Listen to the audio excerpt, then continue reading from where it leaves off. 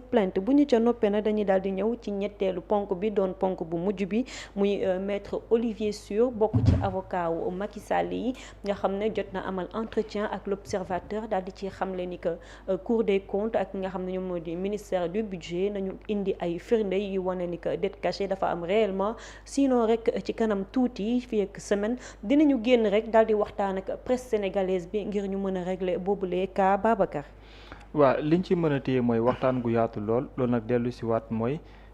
lan exactement moom la ñuy xaar ñoom ci état du Sénégal li ñuy xaar ci état du Sénégal mooy que ne am tontu gu leer moom Olivier Jure bi nga xam moom mooy coordonné lu jëm ci wàllum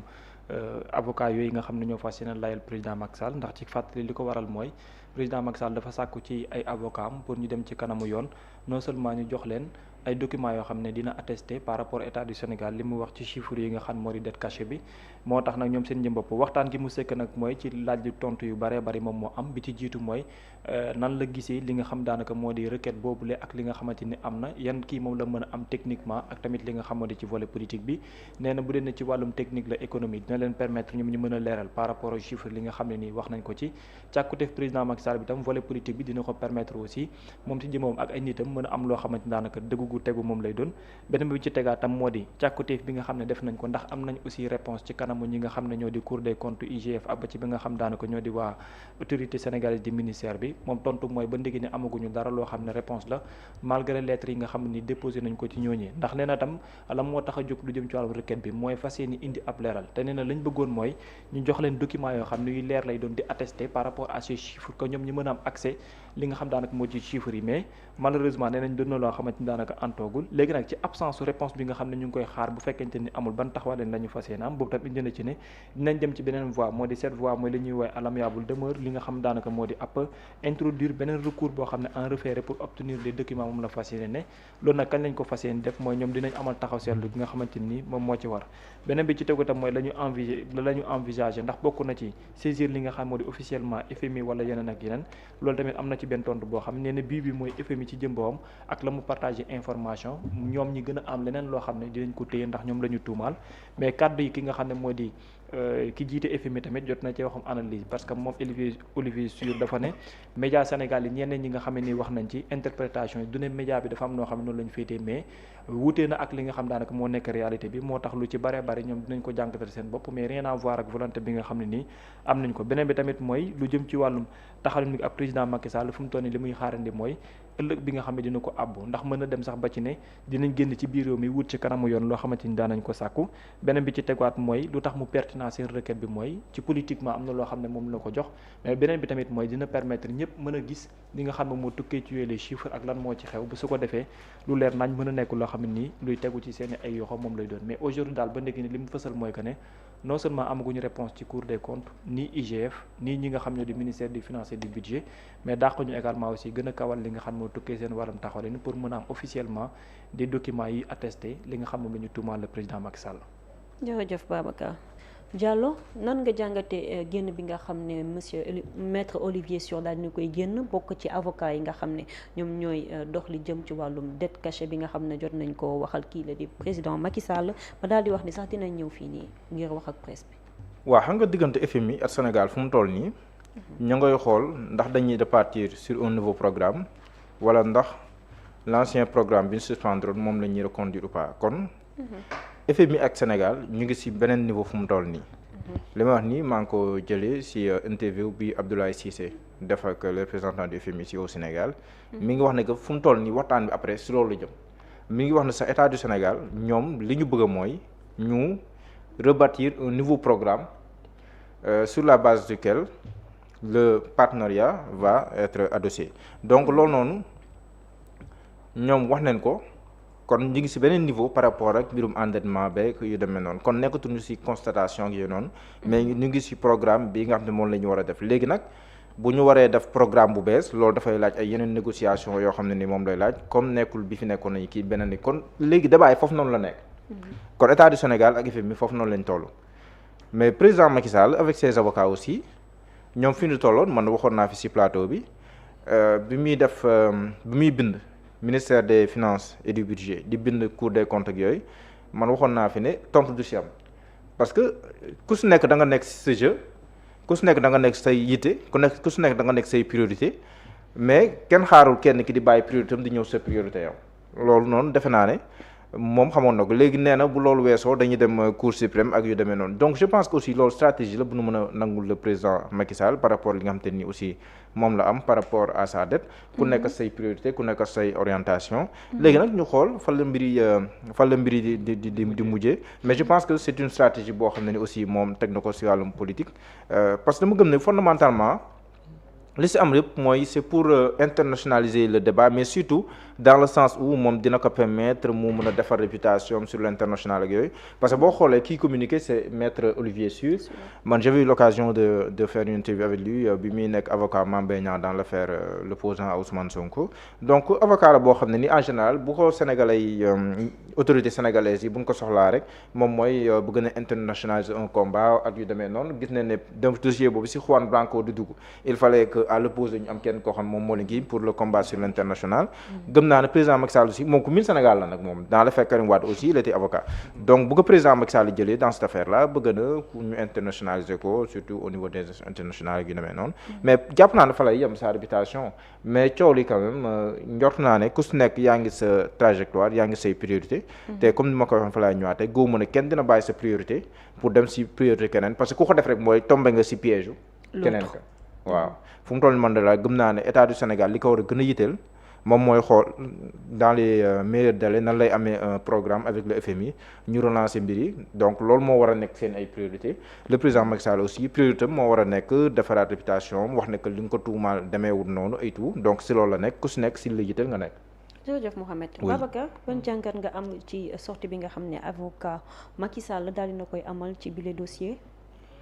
je ne dirais pas absurdité pour ne pas dire absurdité. damay wax que ne jeu politique la. lu tax ma duppee ko noonu parce que sama version jàpp naa benn laa ci am parce que man li ma gëm mooy que ne jeu politique ci sens bu mel nii la mën a dem président Macky Sall aujourd'hui il a des volontés internes et il a des ambitions internationales. ambition internationale am yooyu noonu dafa am loo xam daanaka lu ko mën a defar la ak lu ko mën a yàq. aujourd'hui li ko mën a gën a yàq daf cee bokk tuuma yi nga xam ne ñi fi nekk tey seeni ay nit.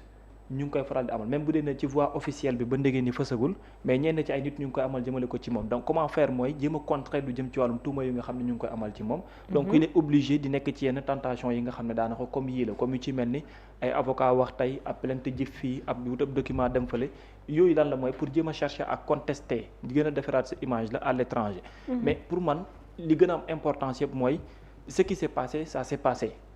am na benn lu mel ni Cour des comptes wax na ko loolu laa retenir personnellement et pour man c'est ce qui est officiel loolu laa retenir après voilà am na ay conséquences aujourd'hui faisons de sorte que ñu mën a corriger loolu nga xamante ni amoon na et même dynamique boobu noonu tey ci la suñu ay autorités nekk autorités yooyu ñi ñuy yaakaar aussi pour def lëkkaloo ak ñoom ci lañ nekk mu di FMI pour man loolu moo gën a am importance trouvons des voies et moyens pour renouer waat cette coopération entre le Sénégal et FMI après on passe à autre chose par contre pour man yële ce sont des jeux ak détails yoo xamante ni ça nous mènera nulle part aussi. jërëjëf Babacar Mouhamed. mu daal di xamle ni que dafay ñëw à l'amiable la bëgg a régler li nga xam ne moom moo di pour ñu remettre ko dossier yi ngir ñu mën a def seen contre expertise du moins. waaye bu ñu ko nanguwul dàquñ ci ba yóbbu affaire bi à l'affaire internationale man nag lenn moom moo ci xaw a jaaxal mooy lan moo waral ñuy internationaliser dossier yu nga xam ne daanaka mënoon na yem fii nii. te dafa mel ni rek ñoom ci seen wax boo ko xoolee bu baax day mel ni dañoo wax ni état bu Sénégal ak FMI dañoo jéem a setal seen bopp daal di leen jéem a takkal ñoom ñi parce que amuñu ay moyens yu nga xam ne dañ mën ko utiliser pour mën a défendre seen bopp. waaw donc xam nga lii nii ça se joue sur l'international fondamentalement te boo xoolee ni si yenn saa yi la presse étrangère di waxee da lay jox une indication claire par rapport ak li nga xam ne nii moom moo si am ak les enjeux qui sont autour mais les enjeux bokkul les enjeux de l'État du Sénégal par rapport ak mbir mi c'est surtout par rapport à la crédibilité de l'État du Sénégal par rapport li ñu si wax mais surtout par rapport à la signature du Sénégal nan lañ koy jéem a préserver te loolu ça passe par un accord avec le FMI te apparemment mi ngi si bonne voie même bu nekkee parfois moom toute complication ak yu demee noonu mais pour le président Macky Sall aussi au vu de ce qu'il représente sur l'international de ses ambitions internationales ak yu demee noonu aussi il faudrait que moom bu poser acte yoo xam ne ni aussi day wane na que li ñu koy tuumaal moom maanaam du loo xam ne nii mën na koo nangu donc il faut qu'il pose des actes parce que su posé wul benn acte aussi qu'est-ce que les gens vont dire, ils vont dire que voilà il n'a pas d'argument li nga ko tuumaal moom moo ko def. Donc il faudrait qu'il pose des actes, même bu nekkee ce sont des actes yoo xam ne mën na koo poser tout en sachant que mënu see am gain de cause, mais après loolu daf koy permettre dans l'argumentaire mu mën a wax lu bëree bëri. Par exemple bu demee ba kii nii mën na wax ne que man jéem naa leeral bind naa sax mais kenn tontu ma, donc de l'autre côté bu nekkee am na ko bëgg a lëndëmal nañ ko xoolee de l'autre côté et tout. Donc pour man chacun est dans son rôle et chacun joue son rôle dans la démocratie. Loolu noonu dafay am solo. Léegi nag ay actes la yoo xam ne nii moom mu ngi koy poser président Macky Sall en réponse aux actes yi nga xam ne gouvernement mi ngi koy poser. Léegi yan actes la ñuy poser waat en contrepartie, loolu noonu je pense que moom mooy la grande question pour analyser ko politiquement et institutionnellement pour man jàpp naa ne ku nekk sa yoon, chacun ses priorités, et puis après ku si nekk rek la nga ci am nga jàpp ne loolu la stratégie bi joxe. jërëjëf Mohamed. Babacar ñuy wax benn rencontre bu nga xam ne mën nañ ko amal ak presse bi, rencontre boobu noonu bu fekkee am na mën na am tamit ay révélations yoo xam ne xaaruñu ko woon. bu ñu génnee ba wax ak presse sénégalaise. les avocats du président Macky Sall. Oui, les avocats du président. Notamment Olivier Sur sax moom moo ko daal di annoncé, mais loolu bu amee ban njeexital la mën a am ci opinion bi. tous dara. tous. mais ay avocats internationaux. xam nga ay jeu xam nga sànq Mohamed mu ngi koy wax, xam nga tey benn affaire dafay am daanaka mooy. yu mel ni l'enjeu xam nga wax naa la il y a des ambitions internationales du président Macky Sall. Oui. Donc à l'étranger qu'est-ce que tu vas chercher mooy jéem a brouiller wax ji, parce que ñoom attention bi ñu am dafay nekk également ci avocat bi ci ban dossier di ne ci lan la ne. Avocat bi ci dossier gi muy ne ak ci lan lay nekk moom lay joxe comme atout par rapport ak ñoom au niveau international. Il sera très disponible pour nekk ci presse bi expliquer wu et tout. Dara mënatu fee booy luy gën a bees li fi Sénégalais yi xam ak li ñu fi wax ci wàllum chiffre yi. Man loolu laa gëm. Parce que man personnellement loolu laa gëm, d'autant plus à un certain moment aussi demoon nañ ba mën a am doute sax ci FMI, mais après également aussi Kristalina elle est sortie pour dire que ne il y a nangam ak nangam ak nangam. Après lan la ñuy waxati du dul jéem a corriger loolu après trouver une solution, lu ko weesu aussi ça n'a pas de sens pour man. Et ça ñoom lu ñu war a mën def ko mooy nañu fexe trouver une solution pour passer à autre chose. Par contre nekkaat ci yooyu noonu ça nous mènera nulle part. ci chiffres yooyu sax la ñuy desandi Mohamed Diallo, ndax dañoo annoncé lu toll ci 7 à 8 milliards de dollars yu nga xam ne dafa nekk dette cachée. bu fekkee tey jii nii avocats yi dañoo jël seeni ay experts def contre-expertise yenn bu fekkee chiffres yooyu noonu ñu daal di annoncé dañu ko dëggal ni li ñuy wax effectivement am na, yan njeexital la mën a amal ci côté Macky Sall, waaye bu fekkee tam dañu ko daal di dàq yan njeexital la mën a am ci gouvernement bu Sénégal ndax du leen décrédibiliser. waaw xam nga tamit contre expertise boobu faudrait que nga xam ci ban base moom lañ koy asseoir. Est-ce que ñoom am nañ toutes les données nécessaires pour mën a asseoir benn contre expertise bu crédible bi mën a aussi remettre en cause le travail qui a été déjà fait par l'IGF dans un premier temps, ensuite la Cour des comptes ak yu demee noonu c'est une question. xam nga fu mu toll nii la ligne de défense de l'APR ak yooyu noonu moom mooy la base du calcul. ñoom foofu noonu leen d'accordul parce que jàpp nañ ne nguur gi fi nekk nii dafa jël bor yëpp boole ko muy benn bor, loolu noonu moom moo duufal bor bi. ñoom nag jàpp nañ ne waa APR ñoom bor bi dañ ko war a xaaj ñaar, bor bi nga xam ne nii mooy la dette principale par l'État central yooyu loolu lañ war a jàppee comme bor, mais bor yi nga xam te ne les structures publiques parapubliques ak yu demee noonu ñoom ñoo ko jël du loo xam ne ni war nañ ko mën a boole si la dette principale ak yu demee noonu. Donc c'est fondamentalement une question de base de calcul ak yu demee noonu. Donc léegi nag ku si des léegi nag faudrait ñu xool aux yeux des normes internationales par rapport ak situation bi ñuy dund, est-ce que benn bor rek la war a jàpp wala est-ce que yëpp la ñu war a boole mu nekk benn bor. Apparemment aux yeux de l'APR dañoo war a xaajale ñaari du benn. L'État du Sénégal ñi fi nekk seen gis-gis moom mooy lépp benn la, donc ñu boole mu doon benn. Loolu c'est un problème fondamental boo xam ne ni bu ñu d'accordul ci base de calcul bi fii ba yowmal xiyaam mën nañ ci bañ a déggoo, parce que base de calcul ci boppam boo ci déggoowul mënoo calculer carrément la dette ci anam boo xam dafay dëppoo, parce que ñii bu ne lii ci la war a bokk ñii ne warul see bokk. Après foofu ba suba doo leen déggoo parce que base ci boppam d'accord leen ci. Loolu noonu c'est une question boo moom mooy am, mais beneen bi aussi moom mooy les données yi nga xam te ni ñoom moom leen soxla te jàpp ma ne dinañ si am ndam, moom mooy li ñu wax ne rapport IGF bi nga xam te ni moom lañ defoon jébbal ko Cour des comptes nee na rapport boobu soxla nañ ko am na beneen rapport boobu soxla nañ ko bu ANSD def am na beneen rapport boobu Cour des comptes par rapport xawma lan à la tête am na rapport yu bëri bëri fi ñu laaj yooyu ñëpp boo ko amul aussi je ne pense pas que nga mën a am ay bases solides yoo xam ne nii si ngeen mën a asseoir sa contre expertise ak yu demee noonu mais du point de vue stratégique je pense que ay actes yu ce sont des actes réfléchis parce que président Macky Sall loo ko mënti waxal aussi si wàllum politique stratégie politique xam na nu mu koy lalee xam na nu mu koy defee gëm naa ne acte bu mu posé am na lu mu si jublu si wàllum politique am na lu mu si jublu aussi du point de vue de l'opinion internationale ak yooyu noonu sorti avocat bi ak ya say topp yëpp am na ay visées yi nga xam te ni yooyu la si am ndax dinañ atteindre seen objectif waaw wala déet loolu je pense que c'est l'avenir qui nous édifiera. non xam nga à la base problème procédure pour man loolu la foofu la coow li nekk parce que quand Ousmane Sonko ak le gouvernement bi génn nañu dette cachée. dette cachée mooy maanaam bor boo nëbbu. bor boo nëbbu quoi maanaam da nga leb nëbbu ko. La Cour des comptes nous sort un document. Dans le document, il y a quoi exactement? Qu'il y a des dettes contractées par certaines structures étatiques au nom de l'État du Sénégal qui n'ont pas été révélées. Oui. Et que ces dettes-là n'ont pas respecté les procédures yi nga xam ne moom la ñu war a mën jaar. ñoom loolu la ñuy wax. Mais en vérité, il y a des dettes. xam nga ñoom ñëpp à la base d'accord nañu ne ay dettes am na maanaam ay bor am na mais ji li ñuy wax mooy bor yi ñu nëbbu la. Cour des comptes génn ñu ne bor yi effectivement bor yi ñu nëbb la parce que jaarul ci voie légale bi nga xam ne moom la war a mën a jaar moo waral ñu ne ay dette cachée la ay dette cachée la ndax yaa day structure yoo xam ne yu ko contracté la ba pare te jaarale ñu ko fu normal c'est-à-dire loolu mooy problème bi à la base yëpp loolu la te li Cour des comptes wax à la limite après mooy dem corroborer par rapport ak ñële aussi li ñuy wax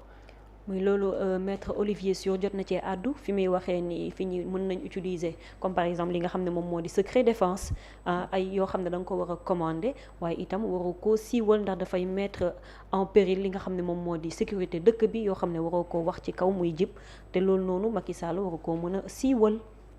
parce qu'ils ne comprennent pas. c'est ça qu'il a mis c'est ça qu'il a dit loolu la wax ça veut dire xamul lan moo xew. parce que li ngay engagé c'est au nom de l'État du Sénégal.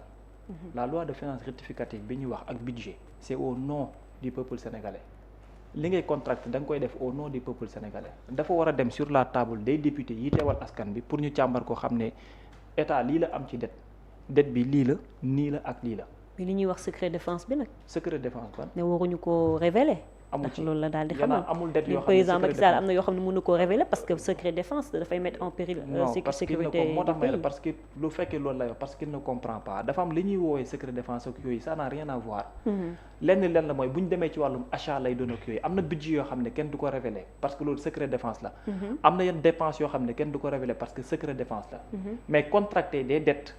loolu mënul dem ci sensu secret défense c'est impossible. D'accord. wala sauf ci lu ma xamul kon lay doon mais mënul nekk parce que dette bi ngay contracté tu le fais au nom du peuple sénégalais. dafa war a bokk ci budget bi dafa war a bokk ci loi de finances rectificative bi pour suñu defee détails yi initialement ñu mën a xam ne nangam ak nangam la ñu contracté nii la ñu naga service de la dette bi ngay am également aussi ci à la base ci calcul yooyu noonu dañ ko war a mën a amee pour teg ko pour mën a xam foofu kay mooy def la lan moo tax nag jaarul ci voie bi nga xam ne mooy des voies normales loolu mooy question bi ñuy posé mais ay mbirum secret défense ak entre autres. c'est impossible pour ñu mën ko ci jéem a xayma beneen bi ci tegwaar gis naa ko également nee na mu ne comment président Macky Sall a fait tabax ay tali defar ay lampe defar ak yeneen ak yeneen ak yeneen waaye après il faut aussi ñu def calcul bi parce que fii nguur gu fi nekk ku ne lu ñu lay nattal ci budget le budget du président Macky Sall benn nguur mosu ko fi am également aussi président Macky Sall il a fait des réalisations parce que la volonté populaire dafa uniru dooleem xaalis jox ko pour mu mën ko def tu le fais au nom du peuple parce que c'est le peuple qui te donne ces moyens là aussi où est le problème mais dañuy fal nit pour mu toog pale ba mandat bi jeex mu dem lan moo tax ñu lay jox budget mais dañ lay jox budget pour nga def ay réalisation bu ñu la joxee budget pour nga def ay réalisation boo defee réalisation kay gongo mais dans ces réalisations s'il y a des problèmes tamit le peuple va venir encore pour dire que ni nangam waruloon xew c'est ça le problème c'est pas question que il a fait des réalisations oui il a fait des réalisations mais leneen li ci des aussi il faut qu'on en parle autant on parle de ces réalisations autant on va parler également de ces dettes. jërëjëf Babacar Mohamed ngir tëj ponk boobu sax ci réalisation yooyu laa bëggoon toog ndax maître Olivier Sur daal dina xam ne ni que Macky Sall li mu def ci infrastructure bari na ci pays Afrique de l'Ouest yu nga xam ne amuñu ko te tey jii moo yombal dundinu sénégalais yi daal dina ci préciser sax li nga xam ne moom moo di stade Abdoulaye Wade bi nga xam ne def nañ ci koppar gu bari te fu mu toll nii mi ngi jëriñ Sénégal ba léegi. waaw xam nga les réalisations moom on ne crache jamais sur des réalisations mais quand même à quel coût loolu ce sont des questions qu'on se pose parce que coût bi aussi ba léegi nii mën ñuy topp montage financier wu projet yi nan lañ ko defee est-ce que tout s'est passé dans les règles de l'art loolu tam ce sont des questions à se poser est-ce que les intérêts du Sénégal ont été préservés par rapport à ces projets loolu yëpp ce sont des questions légitimes à se poser parce que infrastructure aussi boo si teg rek boo defee une étude comparative par rapport ak lenn si sous-région beeg wala lu xaw a sori Sénégal tuuti mais en Afrique bon il y a de quoi se poser quand même des questions par rapport ak montage financier les choix qui ont été opérés ak yu demee noonu donc c'est à ce niveau-là que beaucoup de questions se posent par rapport ak les choix opérés par le président Macky Sall surtout si wàllum infrastructure parce que teg ay projets majeurs ut bor lépp def ay infrastructures yu d'envergure parfois c'est ay infrastructures de prestige loolu peut-être nguur bu nekk bu amee tuuti crédibilité sa wàllum signature war nga ko mën a def mais à quel coût c'est la question à se poser parce que jamono ji par rapport aux terres par exemple ba léegi nii les subventions coûtent énormément au peuple sénégalais boo jëlee par rapport au stade Maître Abdoulaye Wade qui est un stade qui répond aux standards internationaux un stade de référence lu mënti wax ci sous-région beeg yu demee noonu c'est vrai mais entretien bi ça coûte énormément aux contribuables sénégalais xam nga boo gisee coow li fi xewoon diggante Dame Mbodj ak yooyu noonu c'est vrai que dafa tombé benn période match Sénégal ak yooyu ñu bëri dugal ci émotion ak yooyu noonu mais la question de fond mooy comment on fait pour entretenir le stade du Sénégal loolu ça nous coûte combien pour entretenir ko rek parce que stade bi aussi standard bi na mu kawee entretien bi aussi fa lay toll stade Dakar Arena nan la ñuy def pour entretenir ko ak yeneen parce que électricité bi sax dañoo waxoon solaire la mais le système solaire bokk mënul fu mu toll ni couvrir tous les besoins en matière d'électricité ak demee noonu donc oui les réalisations elles sont importantes on les constate mais de l'autre côté aussi à quel coût